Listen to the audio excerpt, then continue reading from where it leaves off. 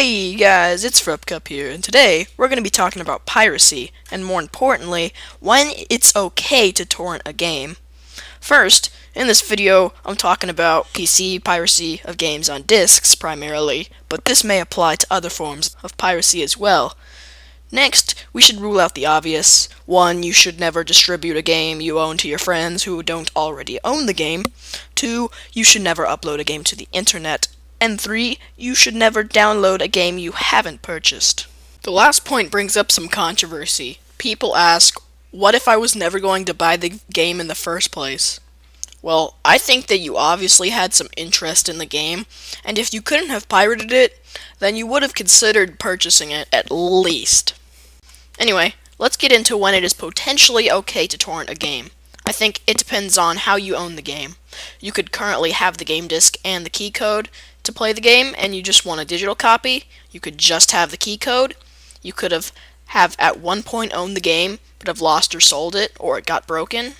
The whole deal with key codes is that there is a debate around the internet if you search this topic.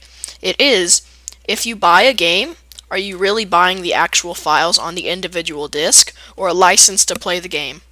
You may say to yourself, well, of course you're buying the game disc. But the way I'm describing it is when you buy a game, does that purchase allow you to play the game in any form, whether you want to make a physical copy, a digital one, or a downloaded copy? Because you have a valid key code.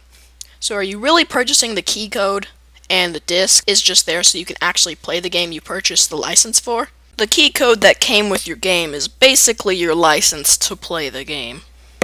So, what if your copy is broken or lost, but you still have the key code? I think you already paid for the game for yourself, and you have a valid key code, so go ahead. But if you sold your game and the key code, you basically transferred your license, and you don't own it anymore.